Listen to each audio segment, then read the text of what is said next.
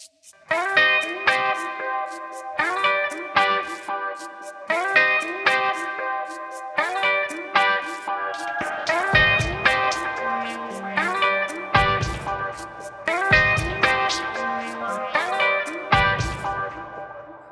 everyone, welcome back to the Escape Pod, talking about Mandalorian. Episodes 3 and 4. Yeah. This bi-weekly show we have, where we discuss the Shmandalorian. Yeah, can you imagine someone who had to do like a daily Mandalorian video, a new one every day? The whole run of the show. We could I'd rather like do it in 2-episode chunks. No, I agree. So what has changed between episodes 1 and 2 of The Mandalorian and episodes 3 and 4? Right. 2 weeks later. To remind everybody, Josiah's not watching it, only me. This is me telling Josiah my thoughts and feelings. This is basically me reviewing it, just bouncing it off of the soundboard that is my dear friend Josiah. And I wouldn't say spoiled, but I was aware of several developments that occurred with certain characters who showed up. Yes. So following off of the awful episode 2. Yeah, it sounded grotesque. It's terrible. So we have Mando coming down to this planet, which is not Mon Calamari, but it basically is. Mm-hmm. And his ship's all fucked up from the last episode. So he arrives and like he barely makes it to the port. He falls into the water, gets dredged out, and then like one of the Mon Calamarians, like a Admiral Akbar type, like he pays him like 1,000 credits to fix up the ship, and then we bring the fish lady or the frog lady to Frog Daddy, and they reunite, and it's cute, I guess. And then Sasha Banks is just watching from like some random boxes. Sasha Banks, who you don't know, one of the 2 female Mandalorians in this episode, the one that's not Starbuck from Battlestar Galactica, is a wrestler. But did you also know that the reason why she was cast was not for her wrestling career, nor her being related to Snoop Dogg? It was because, you know why she got casted? No. One of the producers of the show saw her on an episode of Hot Wings. Or Hot Ones or whatever, that wing eating show. They found her there, not through wrestling or anything else. It was through that. And you know what they just did? They just released an episode of Hot Ones with The Undertaker. And I saw someone tweet like, dude, you're not getting Undertaker on Star Wars. Stop it. It's not going to work. No, they're trying. They're trying to get him at Star Wars, hey, I listen. guess. We're Nathan and I are in our Smallville watch through. We're coming up on Kane. And is Batista, Kane in Smallville? So Kane and Batista are in the same season as Phantoms who escaped from the Phantom Zone. Oh my god! But we haven't got there yet. We're still early on. That's pretty awesome. So Sasha Banks, wrestler, is in current. I think she's a SmackDown Women's Champion. I believe so. Yeah, she's SmackDown's champion. Yeah, we don't follow the product anymore because we're better people and we watch AEW instead. But leave your snarky mark comments down below. Am I right? Wrestling jokes up top. Very nice. Very nice. High five. So Sasha Banks is watching from the docks, and you're like, okay. And then Mandalorian Mando Jin Jarkin, I love saying his name, is the whole JJ? Is that a joke about JJ Abrams? Maybe. They haven't even said his name yet this season. He's just still called Mando or the Mandalorian, even though he has a name. They just call him Mando. And I'm like, I guess so. So he goes to this bar, and then like he's on to this guy for information, and I'm like, they're gonna betray him. It's a bunch of Mon Calamarians, and they he asked for some food for the little one, and some like goop comes out of a tube, and there's like a octopus monster in there. Latches onto Baby Yoda's face. It's not the Bort Gullet, though. No, I mean, it kind of looks like a mini Bort Gullet. Bort Gullet knows the truth. Knows your ass. And it attaches itself to Baby Yoda's face, and Baby Yoda's like, oh! And then Mando's like, don't play with your food, and like takes it off, puts it back in the goop. And it's like, haha! And then that scene's over. Justice for Frog Lady. Yeah, basically. And then... So they take him onto this boat when they're going off to like find other Mandalorians. And then like they open up this big hatch in the middle of the boat. that has water. And then they're like, oh yeah, you should see this. We're gonna feed this monster. And they kick Baby Yoda into the fucking thing. And then as it's like closing the hatch, a monster comes up. And it's like a big version of the octopus thing that eats Baby Yoda. Oh, wait, is it a Rathtar? I don't know, man. Oh my god, it could be a Rathtar. Yeah. Holy fuck, I think it might be. Yeah. Oh shit. I don't know. Wow, it's all tied together. Good job, guys. Yep. You did it. Fuck you. Anyway. And then Mandalorians come out of nowhere and save the day. And then this cool one goes down and retrieves Baby Yoda from the monster. And I'm like, is that one Sasha Banks? And it was. And I'm like, oh wow, she's so cool. That's the most she does the whole episode. Well, you know. She's relegated to the sidelines pretty fucking fast. As all the Mandalorians who save him, there's 3 of them, they take off their helmets, and Mando's like, but Mandalorians don't take off their helmets. What's happening? Oh my god! And then they're like, whoa, yeah, so we're actually Mandalorians, like, from Mandalore. like, like, born and bred Mandalorians, and, like, the people that don't take off their helmets are fucking religious freaks. So, yeah, don't be a dick. And he's like, And I'm like, is this setting up so that in season 3 he joins their religion and then he can take off his helmet finally? No, in fact, and this was something I knew before you started this conversation with me, is that's one of the things that made,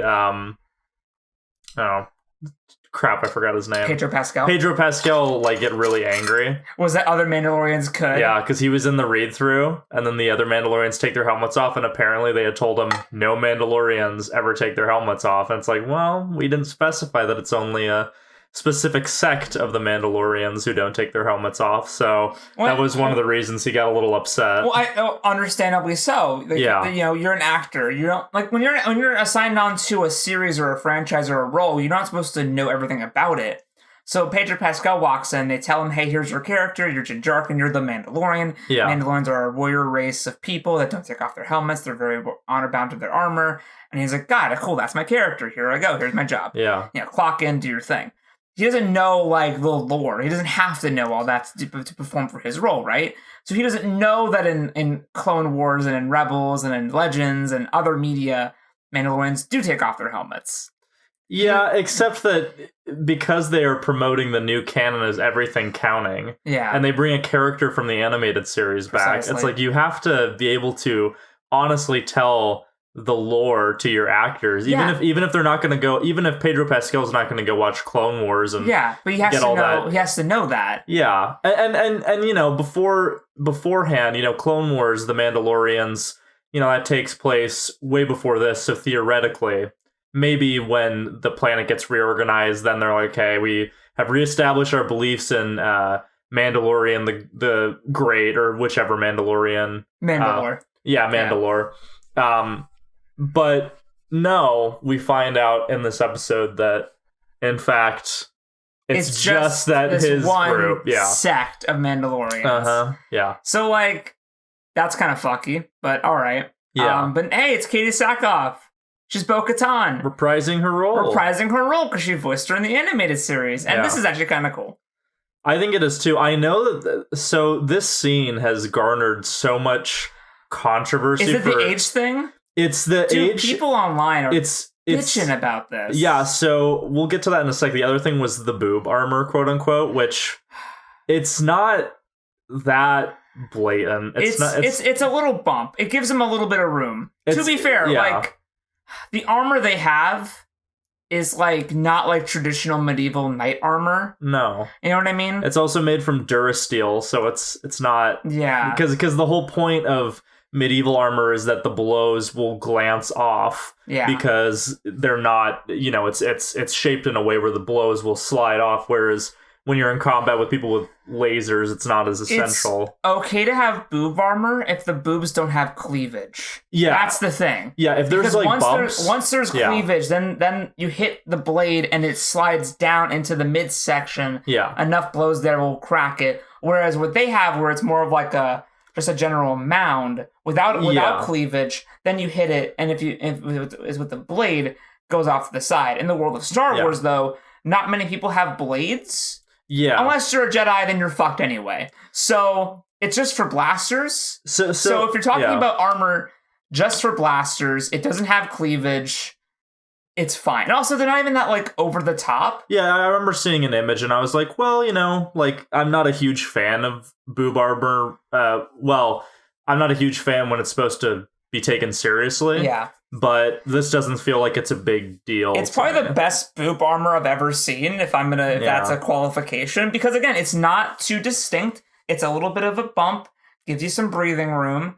And it doesn't have cleave. And also, there's no real swords. Like, it's like a knife, but, like, there's like if you're that close to a Mandalorian... Yeah, there's, like, vibroblades, but that has been more of a Legends thing. It's not really been huge. That doesn't exist post-Empire, really. Mm-hmm. So... And the other thing was, the age thing, where at first I thought this was, like, a joke, like a troll, but apparently people were taking real issue with the fact that she doesn't look that old. I'm like, guys, it's always been a bit of a continuity error that Obi-Wan super ages into Ben Kenobi. Like, he ages like an extra 10 or like 15 years. Yeah. And here's the thing. Like, so like, you know, I saw some articles where people were like, wow, this new episode of The Mandalorian really opens up a big plot hole. And it's like... Or it fixes a plot hole that and it's like, guys, first of all, none of you are bitching about episode 2, so you're not valid. Second of all... Right, because Natalie Portman doesn't age, basically. If people, Natalie Portman doesn't age. I mean, episode 2, like, of The Mandalorian. But yes, also that too. That too. Yeah. So it's always been kind of a problem. I'm not saying it's a good thing, but, like, also people age differently. Well, like, again, look at... Yeah. My argument has always been Ben Kenobi was on a fucking desert planet, so he has, like, very little food and has to deal with Tusken Raiders. He's not gonna age gracefully in that environment. So I'm going off of my memory. Yeah. But I'm pretty sure that these two people I'm about to say are of very close age range. So, editing Sal, put a picture of Paul Rudd, and now his age. Put a picture of Gangrel, and now his age. People age very differently.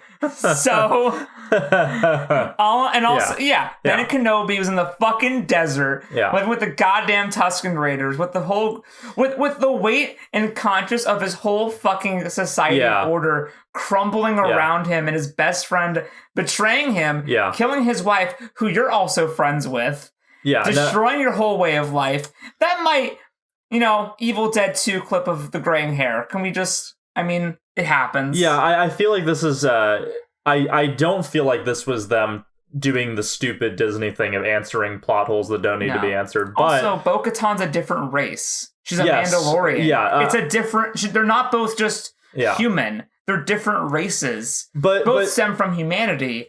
But as we know in Warhammer... But non-Legends material has always... of the newer Star Wars material, hasn't really hit on that as much. They don't really go into how human beings, quote-unquote, are technically different from each other. It's more like, human beings, they're just here. Yeah.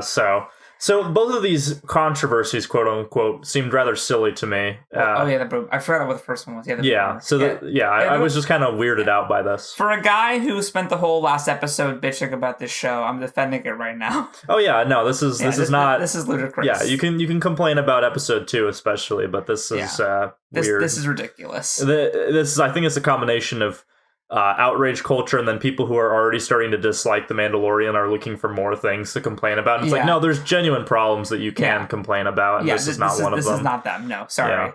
You are wrong. Anyway. You're dead wrong. You're dead wrong? So they basically say, hey, we're actual Mandalorians, alright? You're a foundling. Shut up. I'm Bo-Katan. I want to take back Mandalore and become, the whatever of Mandalore, whatever it's Empress, Queen, whatever they are. The ruler of Mandalore. Which is why this episode is called The Heiress. Oh, okay. Yeah. Woo, woo, woo. So he's like, alright, well, fuck you guys, I'm out of here. You guys are not Mandalorians, bye. And then later on, he's walking around. So he just willfully just doesn't believe them? Something like that. He just dips out of there. Doesn't want their fucking help. Even though his whole arc, this whole season, has been find other Mandalorians? Yeah. Okay. Yeah, but because... okay. But because... But because they're Catholic and you're Protestant, you're like, bye, I'm out. Yeah, it's like, you need to find believers in Christ, and then you find Catholics and you're Protestant, and you're like, I'm out of here. I don't like you. Yeah, okay. Alright, sure, whatever, buddy. Gotcha. And then the exact same scene happens again, but this time, like, he's walking through, like, some dark alleyway at night, and the little, like, floaty thing that Baby Yoda has is now fucked up because of the Rathtar. I should say it's a Rathtar. Yeah, go ahead. Even if I'm wrong, I don't care. And they're walking through this dark alley at night, and then some other Mon Calamarians show up, like, oh, you killed my brother.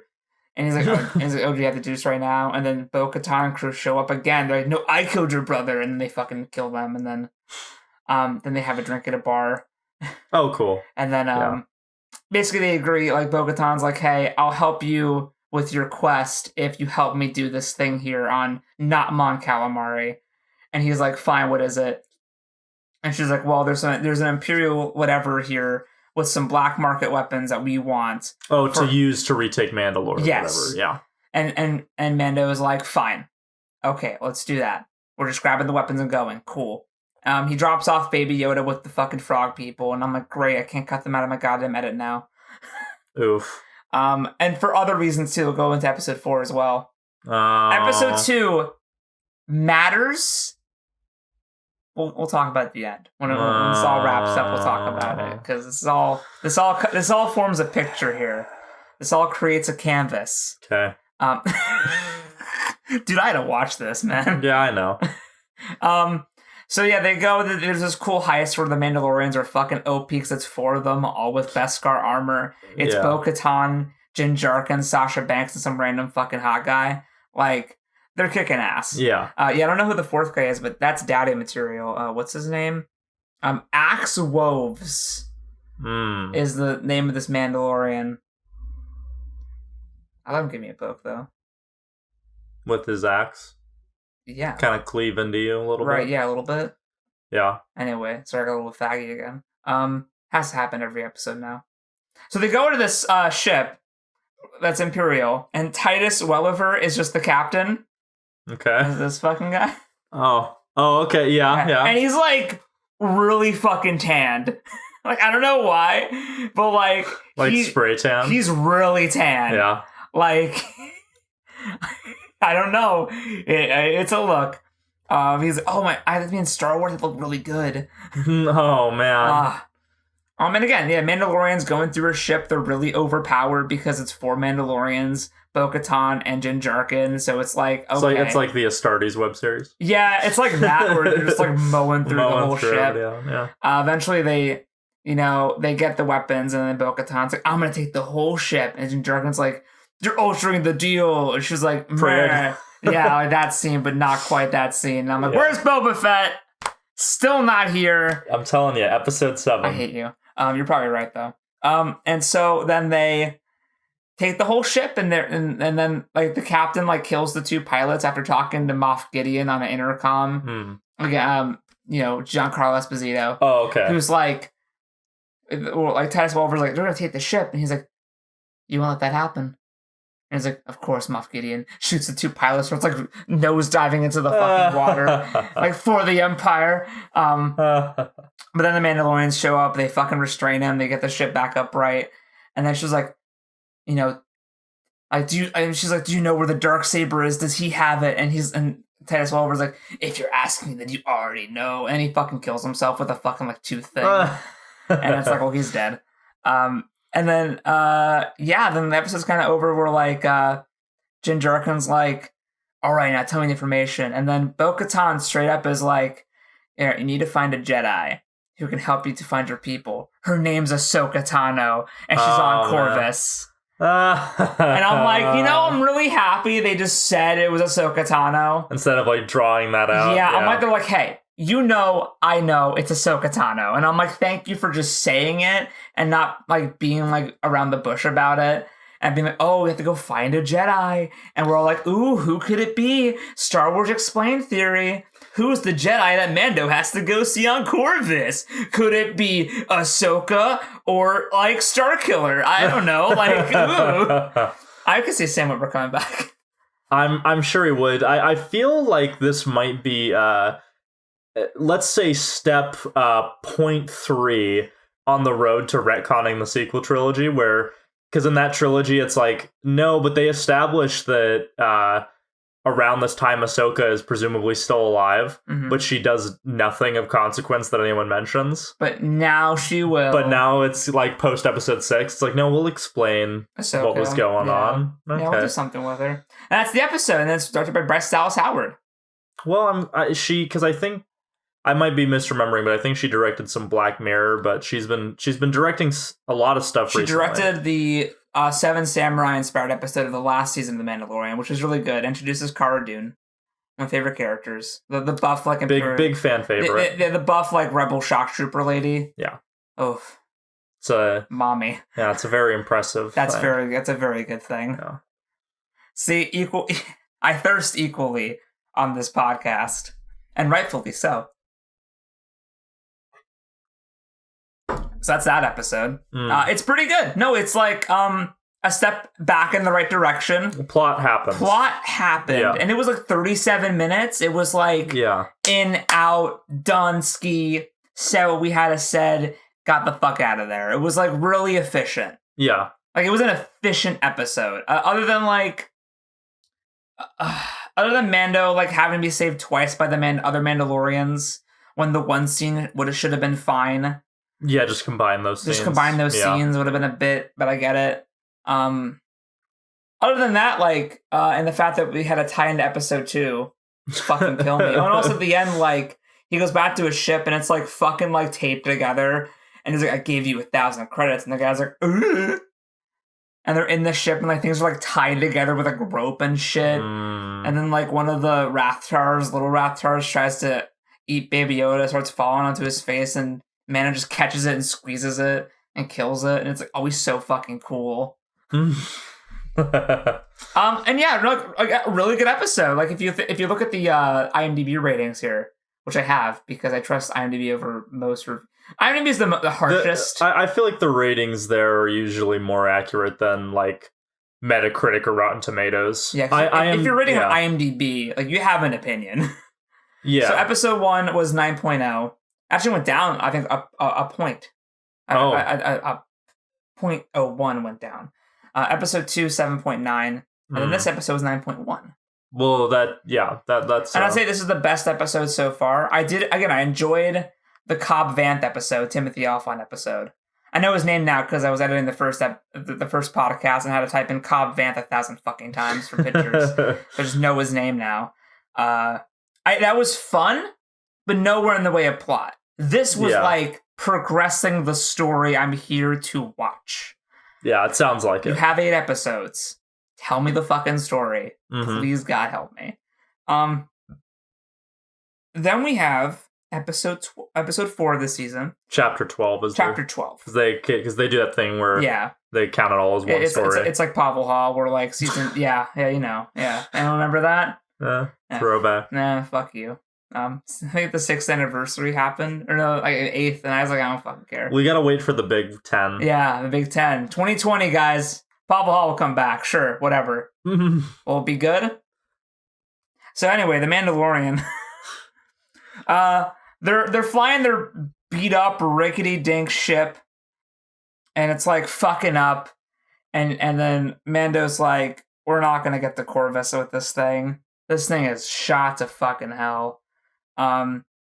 We have to go to Navarro, which is the planet they were on most of the first season, where Carl Weathers is there, where the whole big climax of the first season happened, where we had Werner Herzog being like, show me the baby.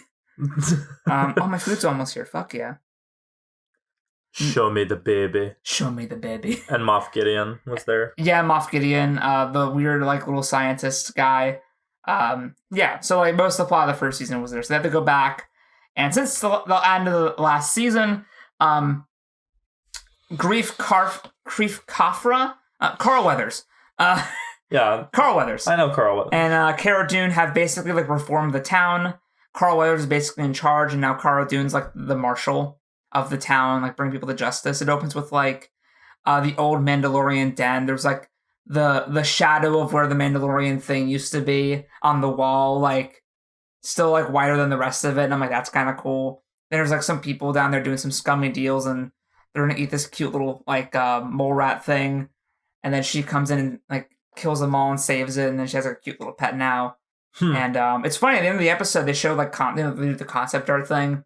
There was a concept art of that thing like breathing fire, but it wasn't in the episode. And I'm like, I wonder if that's like that's a secret that'll help us later. I'm sure that'll come back at some point, where the thing will like, breathe fire at some point. I don't know. It'll be in the end of episode 8. It's like, oh man, the hype. For this little fucking ferret. Yeah, It's a cute ferret, to be fair. And yeah, so then he comes back and like these two guys, like Carl Weathers is like, yeah, work on this ship, fix it up real good. And then one guy, like, they linger on him, like, too long on a shot. And then Sean next to me was like, that dude's sus as fuck. Yeah. Sean's my boyfriend, by the way. And he was like, that's sus as fuck. And I'm like, yeah, that guy's kind of weird. That's a surprise secret that'll help us later. It reminds me of Friday the 13th, Part 5. When it's I haven't gotten that far. You didn't get that far? No. No, you did. I watched the first 3. No, because... Friday the 13th. Yeah. Oh, yeah. Which one was that again? They all blend. Part 5 is where Jason is dead and Roy, the EMT, becomes the killer. And so there's the one shot where they're like, oh, they hacked up Chocolate Boy real good. And then you see him, like, angrily look at the guy and it holds on him for, like, 3 seconds. I think that's another scene where Sean was like, that guy's sus as fuck. I wonder if he's the bad man. Yeah, he's a good sus meter. Yeah. Anyway. Oh, it's funny. I was watching all those Friday the 13th movies and I stopped because they stopped being on streaming services that I was watching. Got HBO Max. The rest are on there. The ones that I haven't watched on other ones. So, I'm gonna start that back up again. That's good because you stopped because Friday the 13th is not a very good series. It's not. Percentage wise, it's very bad. Percentage wise, it's god awful. But anyway, that's another review. Yeah. Well, I'll do that with you if you want. Yeah. No, give me your reactions to that. Please, we can do the Friday the 13th retrospective, and I'll just bash it the entire time, and everyone will hate me. Which is fine. I'm here for that. Hate me. You have to hate something. Rather it be me than something else, right? That's easy. I can take it. Alright, my food's almost here, so I'll wrap this up. Well, you could always just do a pause and then just do a slight edit. She's going to the long entrance. What a dumbass. You never go to the side one. Anyway. Which is funny because the side one is where my maps always leads me. Yeah. I don't know what the hell she's doing. That's just the light. God damn it. And so they're up in Navarro, and then he's like, I'll fix up the ship. And they go and like the town's like all happy. Everyone's like, da da da da da. And they're all like, yay, we did it. Like, oh, we're so happy here on this great planet. And then they go to Carl Weathers' office, and there's the blue guy from the first episode of Mandalorian, the first guy he takes in. Right. And now, like, he's working for Carl Weathers, paying off his debt, basically, which is cool. Reuse of actors and characters. It's good. Mm-hmm. That's the thing about Mandalorian is that, like, while there is episodic things, I feel like they all kind of, like, matter, which is good. They bring stuff back. Yeah, it's nice. I will give that as a plus. Not always done well, but at least like they're trying to make it all seem like it matters. Yeah. Which I can appreciate. It makes cutting out episodes harder, though, of my watch. Oh, yeah. That's by design. That's by design, so you have to watch the whole They don't want anyone to skip any episodes. You can't skip season 1, episode 5. Nope. I hate that episode. Really bad. Yep. Trash, poopy garbage. Get it out of my sight. Fucking hate it. So, basically, like, Carl Weathers is like, hey, you'll be here on Navarro for a while, fixing up your ship, so, and I want you to remember that. You'll be here on Navarro for a while to fix up your ship. He gets off at the end of the episode. Let me finish my fucking... Sorry. Don't cut to the chase. Okay. Alright? You have a problem? No, I'm here to just witness and believe. I'm fucking with you. I'm just fucking serious all the time, dude. Oh. This is like an abusive relationship now. That's kind of what Star Wars is. It is an abusive relationship. Yeah. I am killing time for my food to get here. I don't want to get into a thought before my food gets here. I have to go fucking run and get it in a sec. Oh, okay. I'm just gonna... Well, I'm gonna get some sour Skittles here. That's a good idea.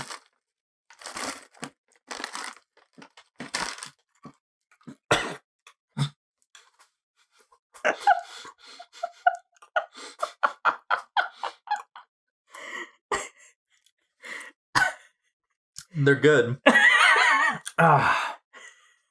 Wow. Oh boy. Oh my god. Mm. There we go. Mm-hmm. I want to say that for the end credits, just the like. Oh yeah. Just the cough and then the. Man, she's going through the little cul-de-sac thing. Yeah. She's figuring it out. They always do eventually figure it out. Yeah. Usually. They usually always figure it out. It depends what service you order from. I do Uber Eats because I have like the Uber Eats pass or whatever. Yeah. Well, I got DoorDash, so they've gotten it down now. Yeah. Speaking of, I need to order some. Yeah, I need some food. Even though I cooked some food, I want to save that for a later meal. Yeah, I have chicken to cook, but I don't want to like make it for tonight. I'd rather wait for like another night. Mm-hmm. Because we're gonna chill, so I don't want to like cook things and. Yeah. I watch Queen's Gambit. Fuck yeah. Alright, she's parked close to us. This could mean she's walking out to deliver the food. I think I told you this before, but I kind of make a sign and put it on our porch that just says this is the building. Yeah. That'd be a good idea. We order food so many fucking times. Mm-hmm. And we can't help it with COVID. Mm-hmm. Like, if COVID wasn't a thing, I would not order this much food. You know what I mean? Yeah.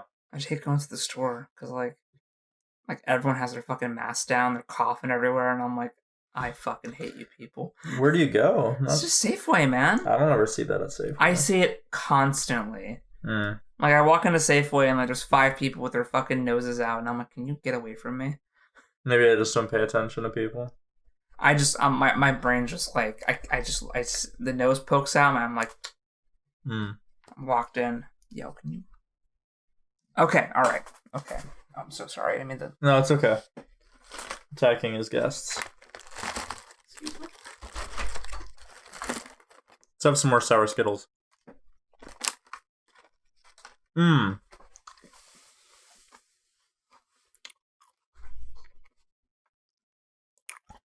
Who's this attractive drawing on Sal's desktop that you can't see? I don't know, but she's attractive. And very good line work, too. This admiral in a red chair thing. Mm-hmm. Yep. And then there's a Jocelyn Possum clip that hasn't been released yet. I don't think that the bag was a little wet. I love it. All right. Okay. So there's an Imperial base still left in Navarro, and Carl Weathers is like, okay, if we destroy this last remnant of the Imperials on Navarro, we'll be fucking safe, right? Because like they don't get that much like Republic traffic or anything or presence in the Outer Rim. So if we can destroy the last of the Imperials here, we'll be free. It feels like Deadwood. Not because I'm watching Deadwood right now, but it definitely feels like we have to like not let. Did the Mandalorian episode 1 inspire you to watch Deadwood?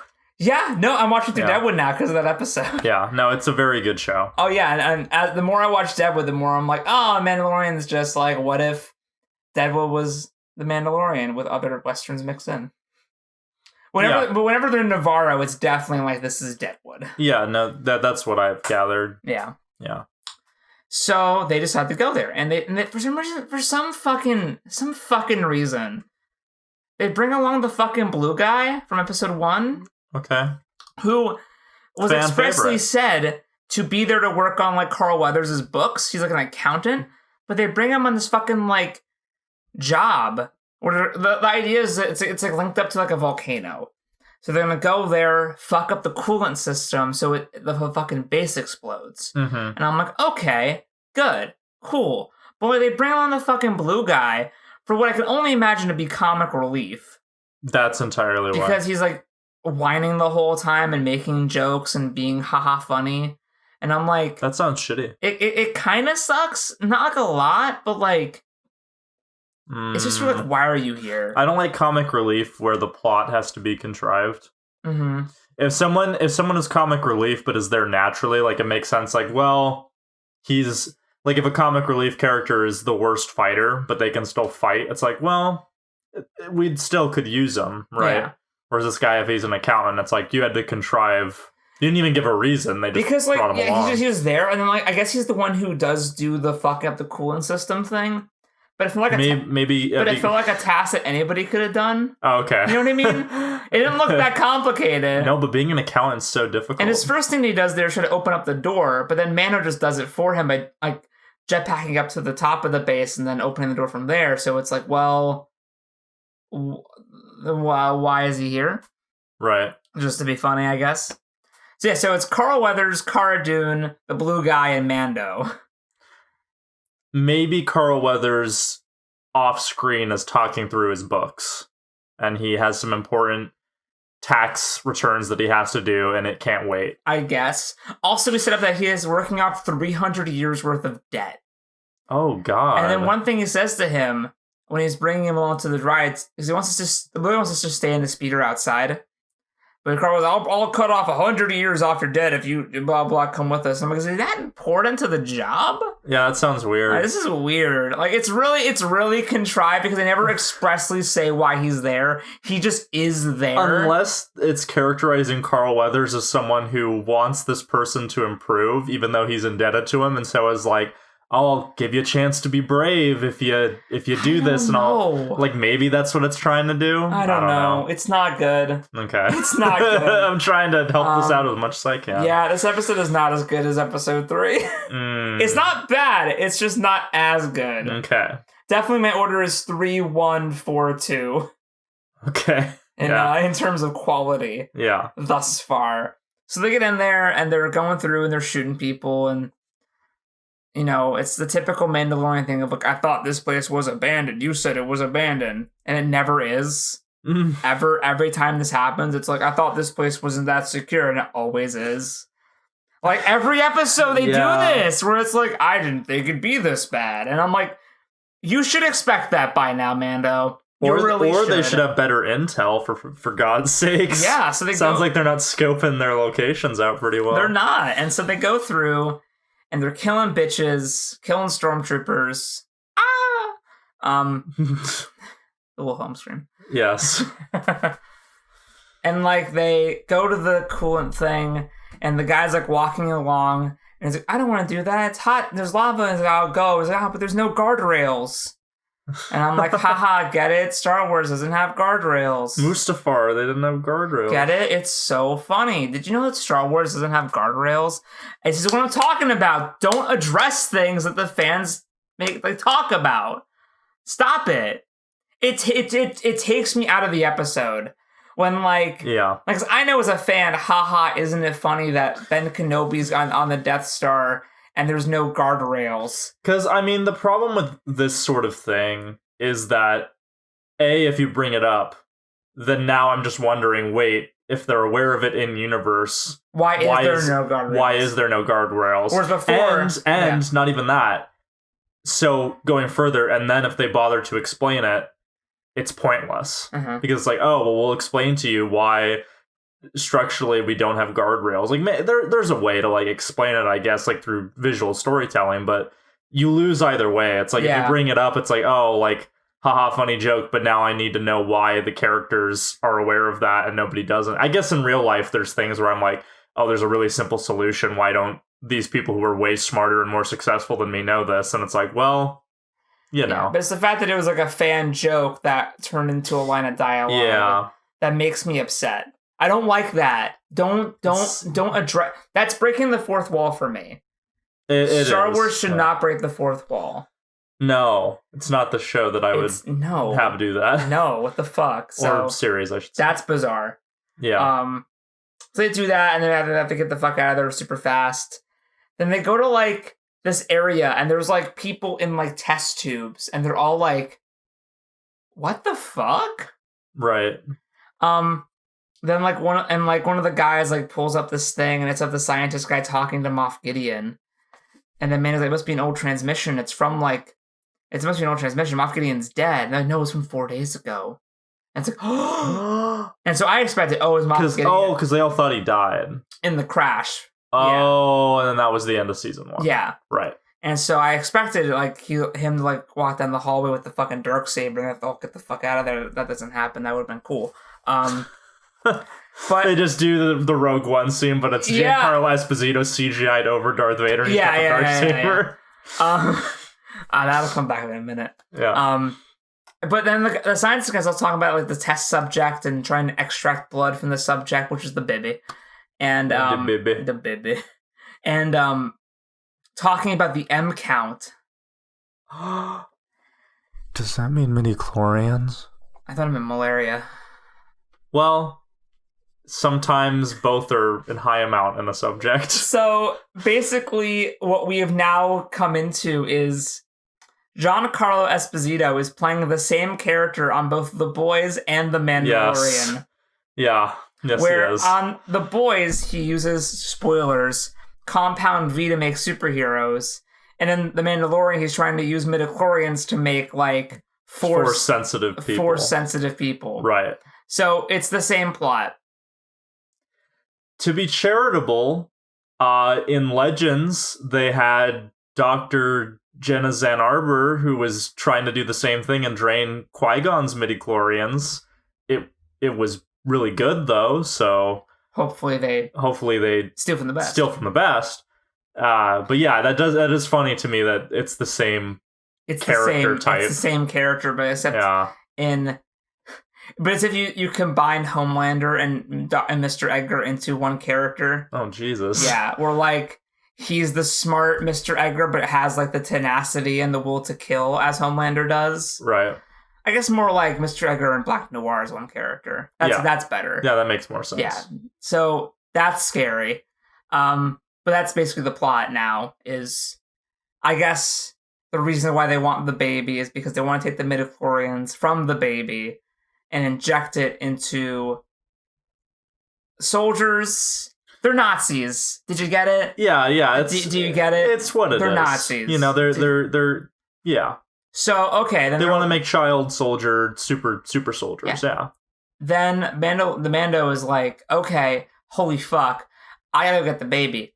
Oh, that's right. I forgot to mention. In Navarro, there's like a school now, and they leave the baby in the school, and the baby steals this one kid's macarons or whatever, and they're like blue. And the concept art, they were like just like vanilla colored, and I was like, get it? That'd be blue because Star Wars. Because blue milk, so there's a blue dairy product. Yeah. So thanks, I guess. Yeah. Didn't need that in my life. Yeah. So he jetpacks off. So now we're just with Carl Weathers, Cara Dune, and the blue guy, and they got to fight their way back out while the base is trying to explode because of the lava. They get pinned down. They have to like steal this vehicle to get away. They crush the speeder. Blue guy's like, "Oh no, my speeder!" Ugh. That's sorry. I hate this fucking character. Yeah. He was fine in the first episode when he was there for like 5 minutes, but now he's in a whole episode. Well, it's because he's a fan favorite character. We got to have more of him. His character name is Umtuglumtu. And Umnine. No. Like this video if you know who Umnine is. Or Umtuglumtu. Oh yeah, that too. Or Red Letter Media. Right. Yeah. Well, that's easy. So they're in a whole chase getting away, and they're shooting down things, and it's all action, woo. And then TIE fighters show up after the base blows up, and they're like shooting at them, and Carl Weathers is on the guns shooting, and they shoot scout troopers too. It's an action scene. And the blue guy's like, oh, the whole time. Great. And then they're like about to get killed by the TIE fighters, and then the Razor Crest shows up and kills them all, and he just has the baby, and I'm like, didn't you? And then Mando's like, all right guys, thanks for all the help, I'm gonna go now. And Carl Weathers is like, no, you should stay and help us out with more stuff with all the bullshit. And he's like, nope, I gotta go to Corvus, bye. No, that's gonna be in episode 7. And then he leaves. And then I'm like, wait a minute, didn't you say it'd be a few days to fix his ship? But it's just fixed today, I guess. Carl Weathers says it's going to take some time. You'll have some free time to kill on Navarro. I didn't think he meant, 4 hours. The ship was fucked. Yeah, that sounds The ship was fucking totaled, man. He flew it through space, and it was Mon Calamari roped up. It was destroyed. Now it looks brand fucking new. I mean, it took you 4 hours? So... Best mechanics in the fucking galaxy. So wait, that means that the whole it getting trashed was not just completely contrived. It was, in fact, even more contrived because they immediately reversed it after one episode. 2. Well, no, but it... Yeah.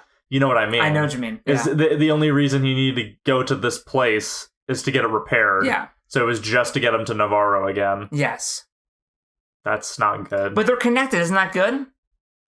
Connected as in we introduce something just so he goes there and then it's immediately solved. Oh, but then we cut to this Imperial battlecruiser and we do the exact same like low angle shot, but there's no one that they're chasing. So it's just there as like a hey. Do you remember in Star Wars when that happened? I don't like that. And at least The Force Awakens did like kind of a different spin on it. Yeah.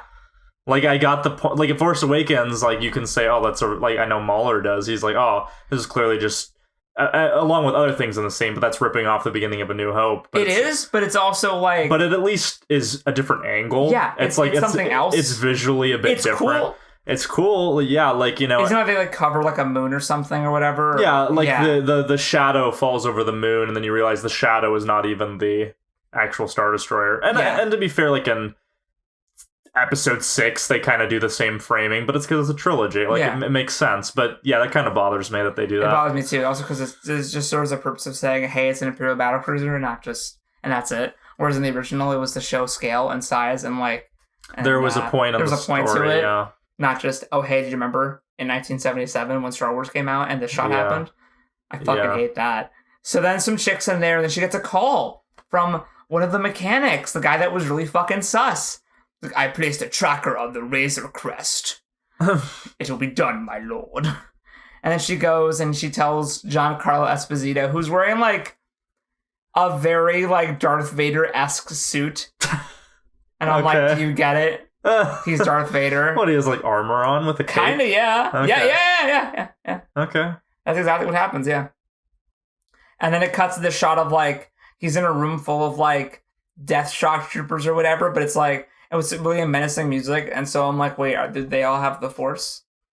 Is that what it's gonna be? Is that what it... So in episode 7, when Ahsoka gets attacked by them, she can kill them all. You're welcome. Well, yeah.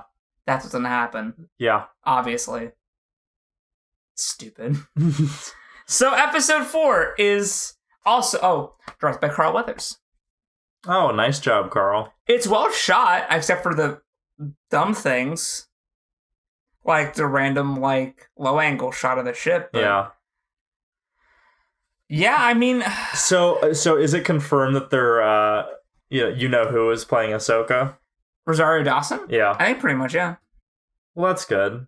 So yeah, like, episode 4 was... I'm happy the plot got progressed. You know? I'm happy we... Oh, and also at the very end, one of the fucking X-Wing pilots shows up again. Okay. And he's like asking after Mando, and I'm like, wait, why is he bothering... Is asking about Mando and the Razor Crest when, like, he let him get away. Yeah. So why is he following up with this? Unless it's the whole, I'll give you, like... a head start. 3 days head start, and it's like, okay. Whatever. And then, like, he talks to Cara Dune about, like, oh, you should join the Republic, you know, we could use someone like you. And she's like, nah, thanks, I'm good here. And then he gives her, like, this Republic medal thing, and then he's gone.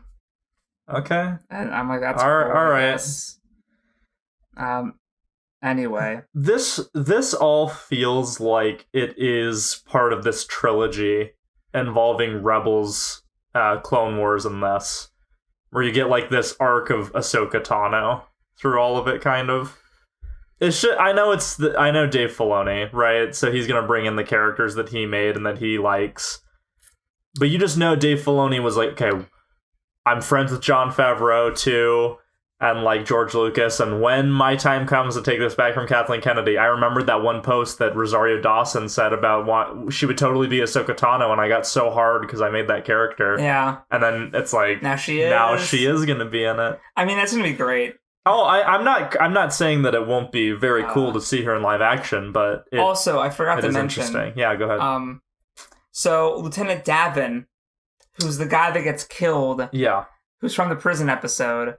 that's the voice actor for Anakin in the Clone Wars. Oh, that's cool. So I guess that's why he is relevant, is because, hey, remember Clone Wars? Yeah, good for him. So they had to make his death really important.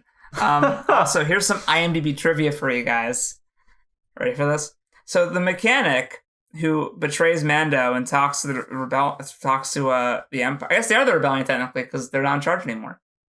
Yeah. How about that shit? Screw the First Order. It was a race that was first introduced in Splinter of the Mind's Eye. Oh, really? And I'm like, but wait, that's not canon. Well, that's what I mean, is that they pull from... They slowly phase... Well, that's a charitable thing to say, is they slowly phase in, as opposed to they kind of just take random things. Oh my god. You know? Like Thrawn, for instance. Even though they're not currently doing... Oh, I guess there's a statue of IG-11. So now he's an actual... is truly Christ memorialized. He's a saint, yeah. I fucking hate this. Oh my god. They're bringing him back for this season, right? Fucking kill me, please. Maybe he's busy getting ready for Thor 4. Love and Thunder. I hate that so much. Oh, it's ass cancer. So basically what has happened in Mandalorian is that episode 2 has affected everything. So the reason why episode 2 exists and is like the second longest episode of the season so far was to fuck up his ship. Yeah. So that he would get it shoddily repaired on not Mon Calamari. So he'd have to eventually go back to Navarro. Just to get his ship fixed in like 4 hours. Yeah, so the whole thing was that if we had to get him back to Navarro. We had to get him back to Navarro. How do we do that? So he has to go get it repaired. But Navarro's a little bit farther. We can't sell it. He can't just get there immediately because we need another episode. So it's not repaired right. So he has to go there, and then it's just fixed. Yeah, like what? Because like they had like episodes planned out, and they're like, oh shit, guys, we only with 7 episodes. We need to have one more. How do we? All right, so we asked. All right, so he'll go to this ice planet, and we'll reuse the thing from Rebels, the spider, and then we'll bring back that one episode of Rebels from last season about the prisoner, and we'll reference Lieutenant Davin, and I'll be in it because I'm Dave Filoni and I'm really cool. And then we'll make the frog joke the main story. And then remember the frog thing? We have that frog lady outfit from that one from the Tatooine episode. Reuse that. She'll be a main character. And we'll also reuse the ant guy from that scene too, because I guess that was a thing we did. And then so what we'll do is we'll have him so his ship will get fucked up. So then he'll have to go back to Navarro for repairs. But wait, that we already wrote that episode for later. It will not be as good as repaired in this episode.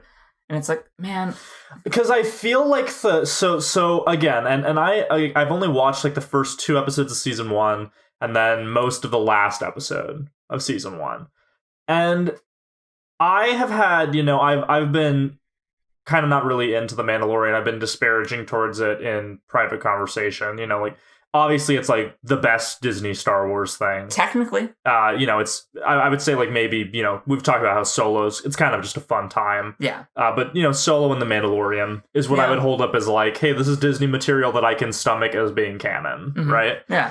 So that's cool. But then, I kind of reacted badly to the flow of it because I like the core.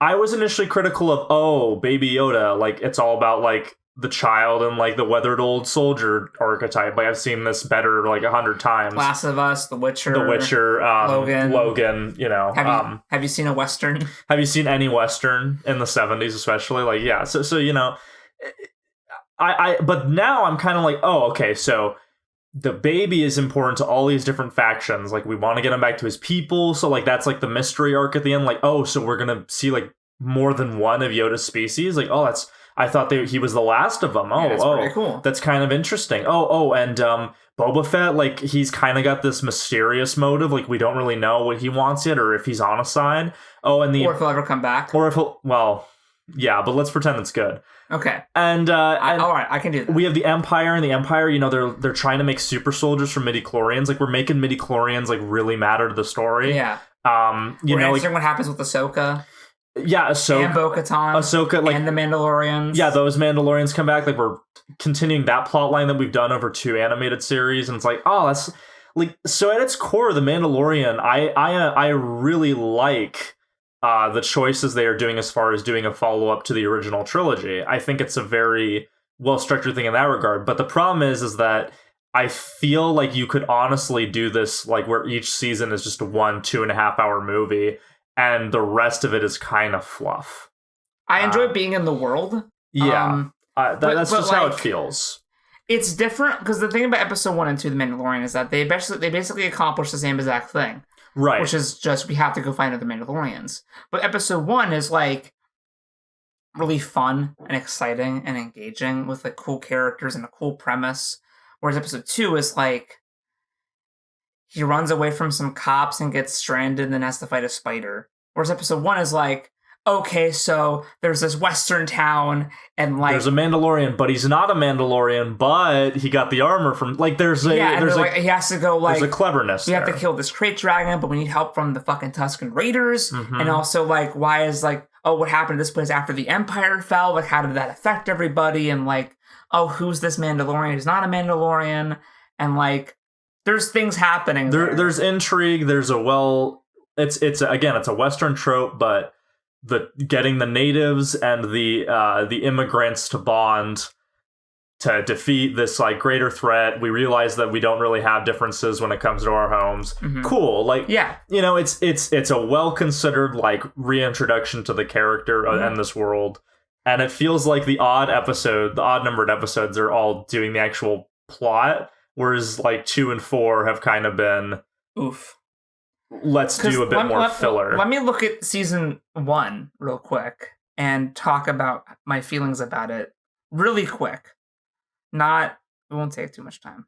Yeah, it's all good. Because I have food that's getting cold. So, episode 1 of The Mandalorian. Good. Good introduction to the character, the series, the world, the story. Awesome. Episode 2 sucked my nuts. Yeah. Not that good. Yeah, I didn't like it either. Didn't really accomplish much. That killed my Mandalorian through. Episode 3, fucking astounding. Okay. Just like this season. Episode 3, really fucking good. Really, Mandalorian lore, awesome plot, awesome action, good characters, good writing. Episode 4, not as good, not terrible though. That episode 4 of season 1 was the 7 Samurai. So it's literally doing the same. Introduced Cara Dune. Great character. It has this cool story of like kind of like episode 1 of season 2, where I have to rally together, fight this thing, and the whole plot of the episode was like, can a village of like rice pullers fight one AT-ST or whatever? Yeah, it was cool. And then episode 5 of season 1, piece of fucking shit, garbage, terrible, awful, the worst thing the show has ever done. The absolute dredges of this series so far. Kill it, delete it, doesn't matter. You can skip it. I don't care. Episode 6, a really fun side adventure. Shows Mando's past. Shows how he works within like a gang unit. It was a cool prison episode, a nice bottle episode. It was like one corridor set reused. Oh, very good. Really good. Oh, that sounds really good. Solid episode. Episode 7, fucking great. Really fucking good. Same person did episode 3, so that tells you something. Really. And she's doing that Kenobi show. Heightens the stakes, kills off a main character. Like, really good. Episode 8, good. Could have been better. Could have been worse, though. Yeah. So I feel like, what if this season turns out to be like similar exact same? Like maybe, so I'm gonna hate next week's episode. Is yeah, yeah. I'm thinking maybe like something will be flipped. Like maybe you'll hate the next episode, and then episode 6 is actually the best, and not 7. Yeah, maybe that's switched. But I feel like maybe that's gonna be. So what it far, is. I feel the exact same. Yeah, as I did about last season, where I'm like, episode 1, good. Episode 2, Episode 3, oh fuck yeah. Episode 4, all right, yeah. Like, am I gonna have the exact same feelings? I mean, so far it's a streak so far, and you're halfway through. So if it's at all like similar structure the second half, it's a mirror almost. I think what would save The Mandalorian is if the next season doesn't come out till 2022. Unfortunately, like, it come out in May. May the 4th be with you, Mandalorian I'm surprised Season 3. they haven't done that. It's because they want to fill the void of having Star Wars come out in December. That's so dumb. Just hit May the 4th is when everyone is Okay. On average, Star Wars fandom is dying, but I guarantee you that Star Wars fans on May 4th, I know because me and Nathan do it. We're like, it's May 4th. It's May 4th. Let's rewatch like the I think last one we didn't watch the sequel trilogy, but the time before that we did. So like May 4th is when Star Wars fans are I guarantee you if this next year of Disney Plus, May the 4th is when people are going to be watching Star Wars. Yeah, watch the metrics. That's what the metrics are going to tell you. December, the Mandalorian's proven people watch Star Wars in December, and when it has come out in December, we've watched it. But also, like the prequels, that came out in the summer. They timed it around May, purposefully. And the original films too. And for the most part, they were in the summer at the very least, but May. Yeah. So that concept to me seems... Have it start coming out in May. Yeah. May, June, ends in July. Everyone's on summer vacation, so if they haven't watched it, they can binge it then. Yeah. Boom. Like, I give it more time. Get that July 4th weekend, right? I don't know if you watched the first video of this, but I actually did the math of like how many days from the last episode of season 1. You did, yeah. I saw that. 305 days between the last episode airing and the first episode of this one airing. Less than a year. By a considerable amount, actually. Yeah. That's not good. Well, and they've also filmed season... I forget if they filmed 2 and 3 at the same time or 3 and 4 at the same time. But yeah, they want The Mandalorian to be constant because it's the only Star Wars content that's winning. Yeah, well, because it's like it's semi-competent. Yeah. So when episode 2 of season 1 or 2 happens, it's not good, but people don't care because at least it's better than Rise of Skywalker. It's better than Last Jedi. Yeah. People don't care that it's like not that good because at least it's better than this. It's true, and that's an abusive relationship. That's depressing. Yeah. No, I agree. I feel like The Mandalorian, some of the hype has died from season 1, and people are now more willing to criticize Thank God, because no one was talking shit about it. No, season 1 of The Mandalorian, you talk to a lot of people, they go, oh, it's like flawless. And it's I'm like, no. They're like, oh, this is like the best show on TV. And I'm like, do you watch The Boys? Yeah, like The Boys, do you watch Better Call Saul, like that. Like, really? Do you watch Queen's Gambit? Like, come on. Yeah, so I think that you're correct, is that it's this extreme Star Wars fatigue where anything good is appreciated. It's kind of like how Star Trek is in such a shitty place right now that people wanted to believe that Picard was going to be just good enough. Yeah, and then it was worse, and it was like, oh, God. And so... at least Star Wars has that going for it, Like I'm genuinely curious. Is Boba Fett going to be done any kind of justice? Because I mean, based on like the episode 2, and then like the callback to the ship passing over in the latest episode, it's like I feel like there's a chance Boba Fett's going to be good. But everything the show's telling me is that its referential humor is just, oh, remember that from the previous movie? So, like, if Boba Fett also has a thing where he gets his jetpack hit and he falls into a pit, and it's like, hey, it's a callback to episode 6, but this time he shoots back out of the hole because his jetpack. It's like, this is not good writing, I need something a bit more meaty for Boba Fett, because, I mean, even the Clone Wars show... there was those episodes of like Kid Boba and the actor came back and everything. Yeah. And I'm a little pissed that Kid Boba didn't come back for this. I'm a little pissed. It's because he's so old, though. No, look at him in the outfit, though. Yeah. Dude, he looks fucking great in the outfit. He does. Yeah. Maybe they're going to have flashbacks with him. Oh, and it's Kid... yeah. No. Boy. Yeah. All right, you know what? If episode 6 is just the Boba Fett episode...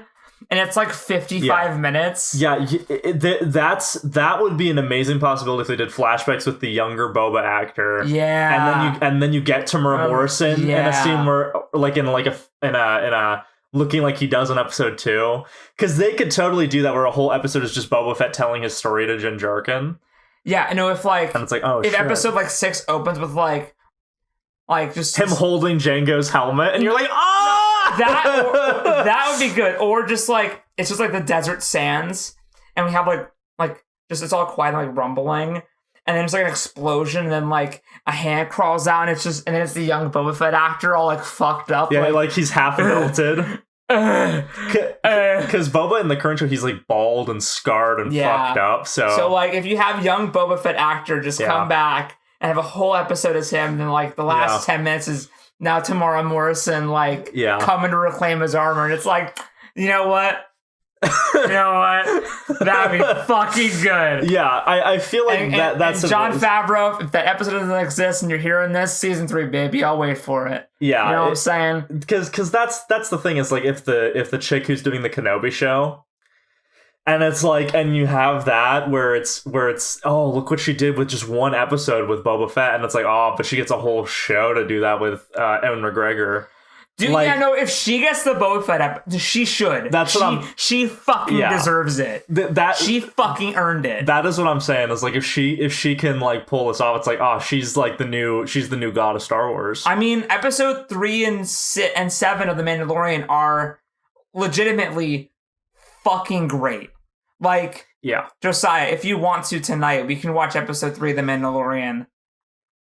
I'm open to that. We can do that. Because I'm sold, you know. Like I've heard nothing but good buzz about her work specifically. Yeah. Do you know? All right, now let me posture this to you. I know. Yeah. All right, I know we're still going, but it's fine. Josiah, do you think that in the Kenobi show we're gonna get Qui-Gon Jinn?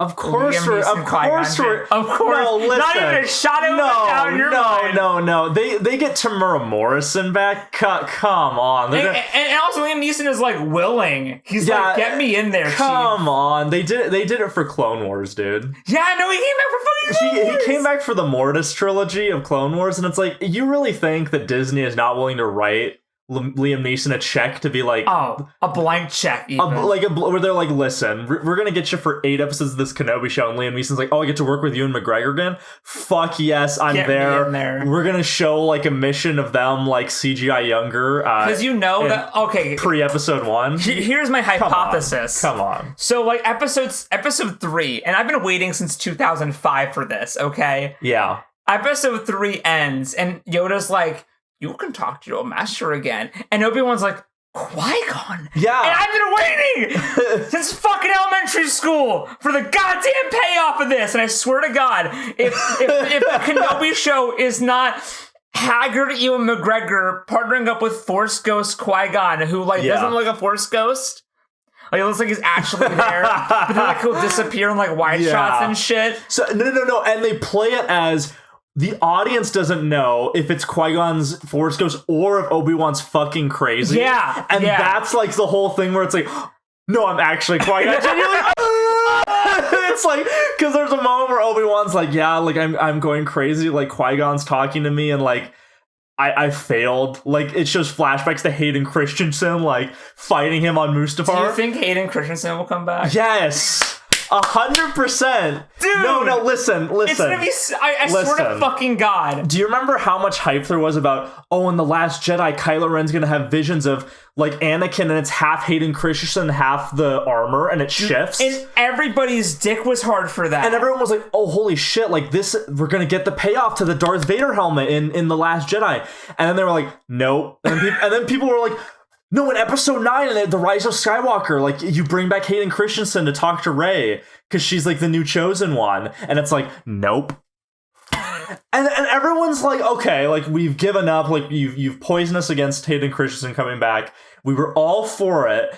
And you think that when they were doing the Kenobi show, they're like, listen, Kathleen Kennedy fucked Star Wars. We need to salvage this. Okay, like, what do we got? The Mandalorian? We're going to set up Boba Fett. And they're going to go, oh, Kenobi show? Shit, we need Ewan McGregor. They get him.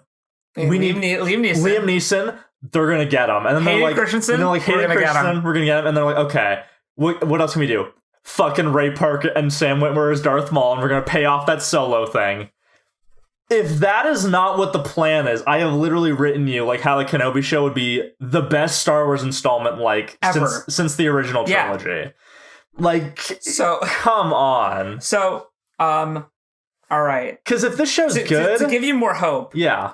Deborah Cho, who's the director of those 2 awesome episodes and the showrunner of Kenobi, did an episode of American Gods. Okay. An episode of Better Call Saul. Yep. And an episode of Mr. Robot. So she's great. Like, all you're telling me is like, oh, hey, Mr. Robot, like, Better Call Saul, 2 of, like, the best directed shows in the history of fucking television, and she contributed to that, and it's like, oh, yeah, like, I'm sure that she's gonna rock the Kenobi show. She's also done other shows, too, but that doesn't strengthen my arguments. I'm not gonna mention them. Yeah. No, if they can get, like, that 1-2 punch of Hayden Christensen and Liam Neeson. Yeah.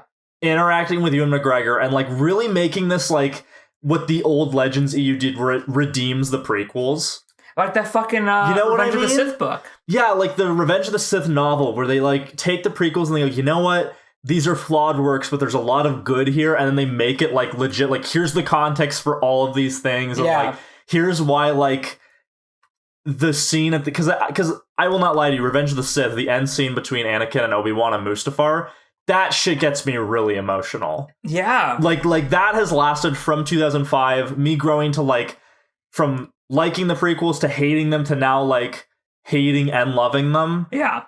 Yeah. One thing that has not changed is episode 3, that scene where like you were the chosen one. No, like that is legit great. And if they can get like any of that on the Kenobi show. Well, so that's the scene where Ewan McGregor's like, I was in Train Spotting. Fuck you. I can do this. Yeah, that was the because he was always the most consistent best thing about the prequels, but that scene's like, no, like you know that I'm holding this up. Yeah. So Ewan McGregor, Kenobi show, Qui-Gon. If they get Qui-Gon and Anakin flashbacks, like even just their voices. No, dude, I swear to God, Liam Neeson's in episode 2 is gonna open with Liam Neeson there, and it's like, oh fuck yeah, baby. Yeah. And do what you said, because I like that idea of we don't know if he's actually there or not, and they make it more ambiguous. Yeah. Yeah, do that. Because if you did that... If you did blue Qui-Gon for a whole season, no one would like that. No. It's okay in a movie when like there's like one scene where it's like, oh, hey, there he is. But for like a whole show, like you have to... Because again, you can't have Obi-Wan just by himself in the desert. Because they don't want to cover up Liam Neeson with CG like every time. No. They would want him to like just kind of be acting, you know? Yeah. So Keep just him do happy. that. Yeah. Also, like, it adds to the you're in the fucking desert, bitch.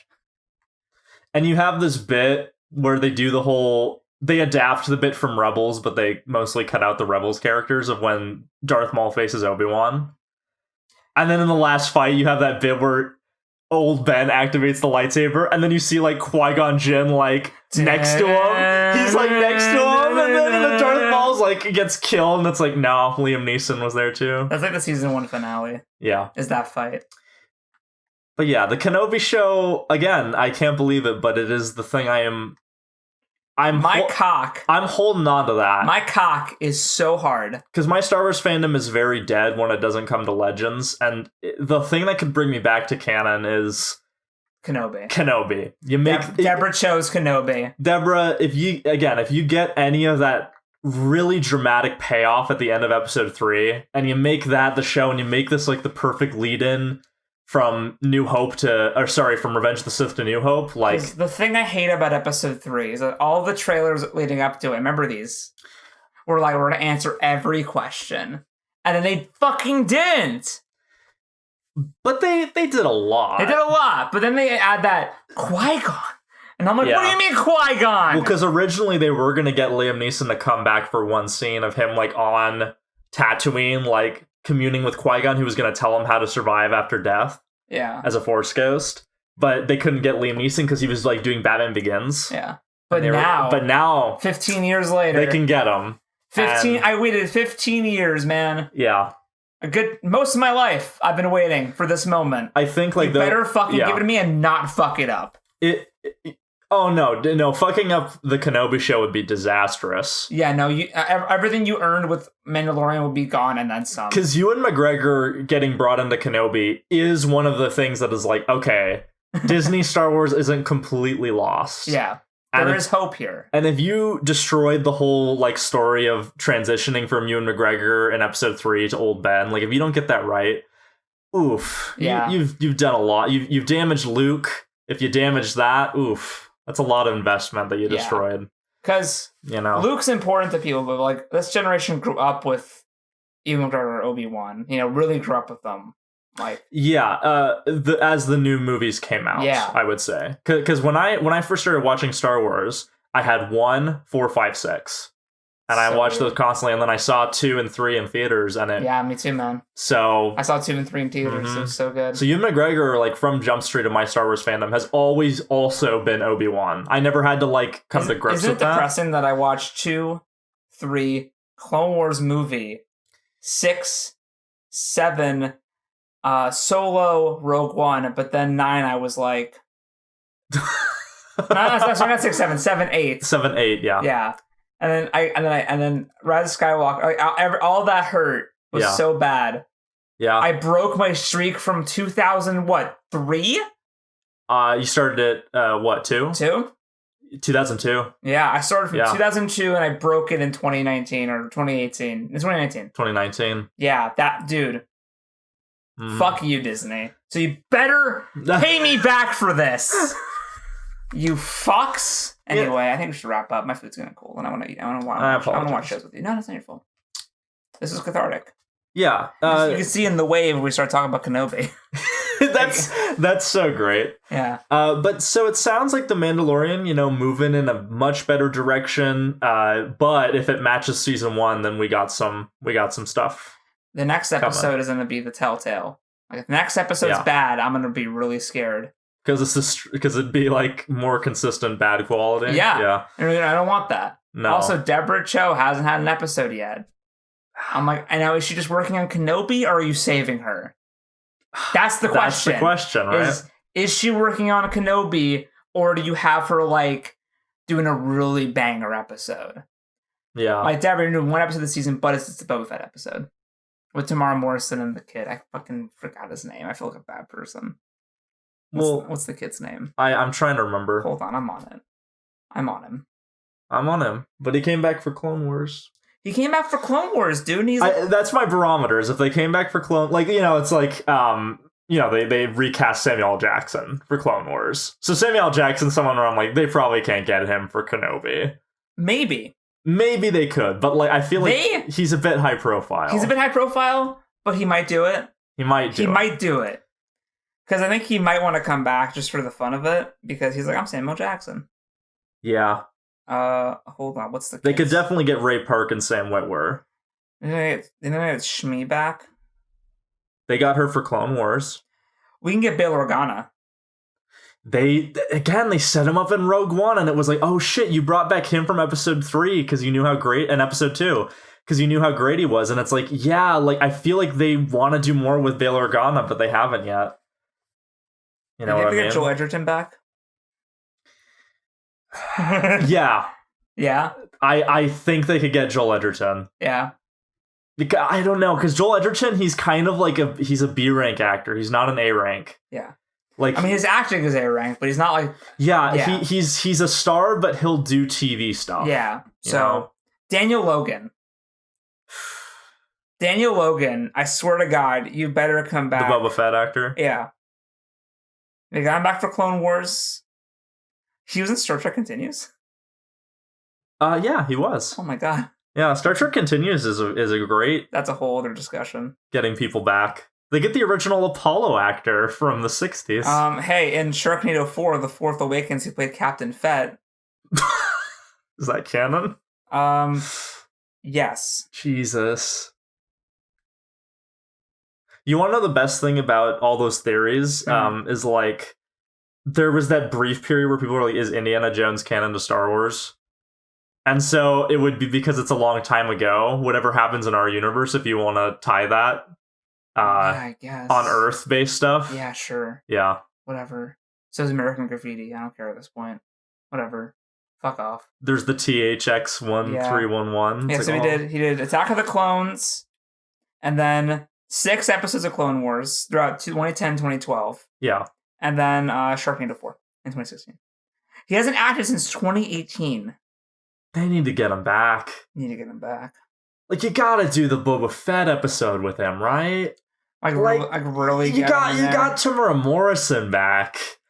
You know what they ought to do? They ought to do the Boba Fett flashback episode, and at first you think it's him, and then it takes off the helmet and it's Daniel Django. Logan.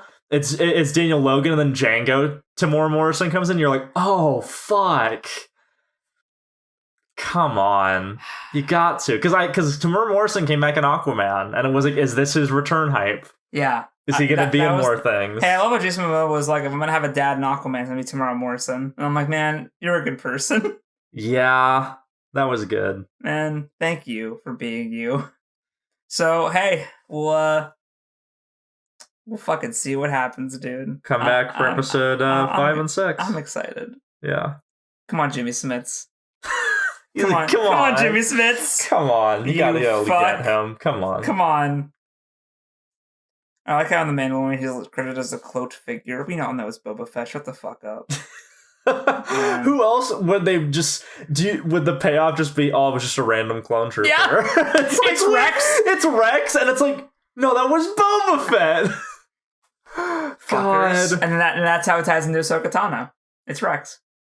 I think that's what they'll do, is they'll have an episode where you have Tamora Morrison. But it's like, Rex. And it's like, oh, wait, do we get Boba? Nope, it's Rex, and he's with Ahsoka Tano, and it's like, oh, I thought we were going to get Boba Fett. You know, like, it'd be kind of cool if you had Rex with the beard, and then you have just Boba Fett without the beard. Yep. Mm-hmm. That'd be cool. Because in Rebels, they bring Rex back, and he has the white beard. Yeah, that's what I'm talking about. And he's, like, fatter. Yeah.